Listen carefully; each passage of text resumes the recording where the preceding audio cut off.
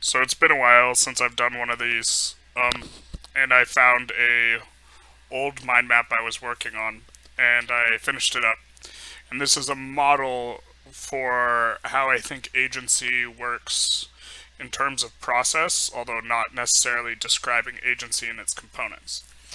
And so what you do is you start with asking questions because you need to brainstorm and come up with what your values are or clarify your values. Now, if you know your values very clearly, obviously this isn't necessary, but knowing what is important allows one to both have a direction and add motivation to that direction. And from that, you get intentionality, right? You a switch needs to be flipped from I would like this to I'm going to strive for this. And once you have that, you have intentionality. Without intent, there's no agency, or it would be a mischaracterization to call something agency. I think. I think at that point it would be just chance if there's no intent.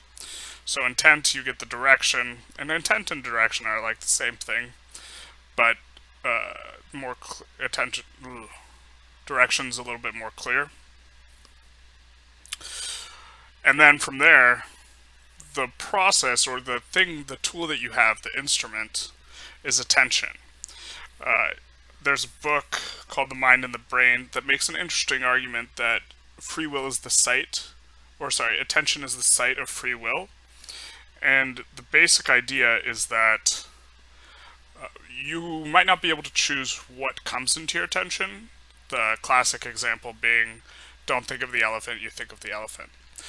You might not be able to think what comes into your attention or control what comes into your attention, but you can control what you continue to attend to.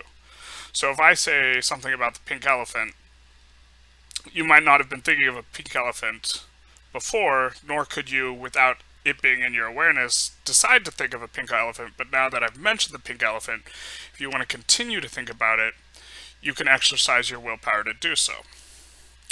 And when you once you have your attention on something, your ability to control or change it is substantially increased. I would posit that an individual is incapable of engaging in an action unless they think of it or unless they have some sort of attention to it. And the counter argument would be something that's like subconscious, but I'm uncertain that all attention has to be conscious, although that's more of a difficult question regarding more abstract things. Anyways, the attention gives you the capacity for action, and also it gives you it helps fuel back on the values and the intent and the direction. So when you pay attention to something, a lot of times these things all self-reinforce, and so it's going to be looping back on itself. But it gives you availability of action. And then if you want to increase your agency, what you have to do is you have to be proactive. Because you have to try and structure your ecosystem in such a way, or your environment, that it is conducive to bringing the things that you want to be in your attention to your attention. So if you set a reminder to drink water, for example, on your phone, that will bring it to your attention. That makes the activity of drinking water much easier. Another example is, or an example of the reverse effect is if you're trying to lose weight, it's a bad idea to have snacks that you would just gorge yourself on in the house because you see them, it's brought to your attention, and once it's in your attention, the action becomes much easier. And so the idea is you have to proactively structure things in such a way that it's going to play off the attention in a way that's positive and moving in the direction of your values. And next to proactivity, I wrote being process oriented. and rejecting learned helplessness. And those two are kind of go hand in hand.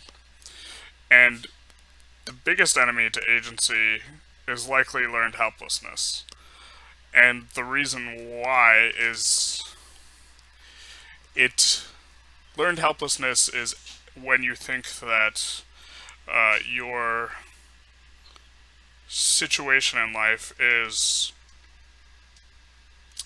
um, or anything that's problematic is personal, that your problems are due to who you are and the nature of who you are, that they're permanent, as in you can't fix them, and that they're pervasive, meaning that an area in if one part of your life is bad, you think it is either your entire life or it encroaches in on other areas of your life.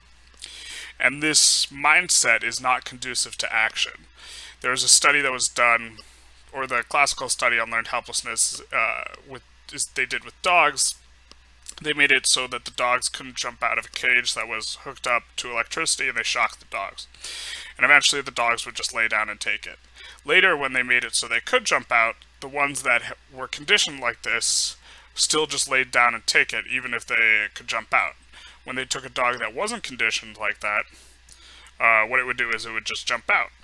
And the idea is the dog learned to be helpless. And so, if agency is your ability to manifest action that is consistent with your values, just lying down and taking it is not a good way of going about it. So, the idea is if you stay focused on the process, you can't be beaten down by poor results.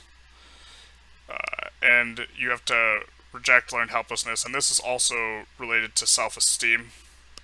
Although I think I covered self-esteem in a different one of these, so I'm not going to expand on it too much. And then at the end of this trail is seek responsibility.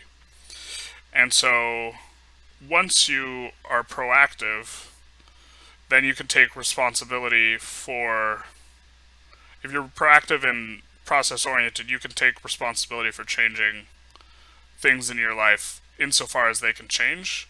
And insofar as they can't change, you can choose to focus on other things. And responsibility, or taking responsibility, is a cornerstone of almost every self-improvement thing I've read, like pretty universally. So I don't think that it's something that is trivial. And then after responsibility, we have seeking efficacy, which at that point you're not focused on the structure of agency itself anymore, and instead you're trying to, whatever you're aiming at and taking action towards, right? Whatever your direction and action, such they are consistent with your values, is, you're just trying to do it more effectively, which is outside the scope of agency, but it's important to just briefly touch on that one is not only responsible for trying to push in the direction of their values, but one is also responsible for trying to be effective in that endeavor. And even if you're taking actions in the direction of what you think is important, you should still try and be effective at it, and you should be process oriented, but you should also take feedback. And this is how I like to think of the process of agency, although it's not complete in terms of describing how one would go about increasing their agency, but just thinking of it in terms of, it all starts with values. And so if you don't value anything, it's really hard to get any sort of traction. And similarly, if you're not going to decide that, if you're not going to have an intent, go from wishing something to happen to I'm going to make this happen, then you don't achieve any sort of direction. You just float and you let life life happen to you, which is similar to learned helplessness in some regards. A lot of these ideas have some overlap. And then the way you take direction or the way you implement it is through attention, because you want to make sure that the actions that are consistent with your values come into your attention so you can engage in them, and that the actions that are inconsistent, you want them to stay out of your attention. Although, if I say don't think of the pink elephant, you can't remove something from your attention. So it's not a matter of negation, it's a matter of moving towards what's important. And then you have to be proactive about it. Because it's one thing to say, when something comes into my mind, I'm going to stay focused on it because it's important to me. It's another thing to say, I'm committed to making sure that this comes into my mind and taking actions for that to be necessary. This could be, for example, if you have a goal, writing it and putting it someplace that you're going to see every day would be an example. And then from the proactivity, you take responsibility for the process of making sure things happen. You, by taking responsibility, you make it such that the actions that are going to be taken need to be your own, and you don't put it on someone else. Um, yeah. This is, I think, a good way of thinking about the process of agency. And one of the reasons I think it's good is because it gives the individual a dynamic way of thinking about it that isn't too terribly complex, and also gives them more control. If the model's accurate, then one has more control over their life, and also like a map of sorts of how to go about that. Where if you're lacking like direction or motivation, then you need to do some brainstorming. If you aren't taking action, you know what you want, but you aren't taking action, you should evaluate what your attention looks like. If you aren't doing anything, if you have these values but you aren't doing anything, then you need to think about, well, am I responsible for doing them? What's my intent? And if you're trying to take actions but they feel ineffective, perhaps your frame of mind isn't good. Perhaps you need to be more process oriented. If your efforts are always frustrated and you're starting to feel helpless, it's possible that there's some reframing that needs to be done. Anyways, I'm going to try and be a little bit more consistent with these, because I think that a lot of this is me thinking my way through things, as well as trying to put out something that is worthwhile and perhaps useful to others. And so, yeah, I'm going to try and be more consistent. I have the map. All right.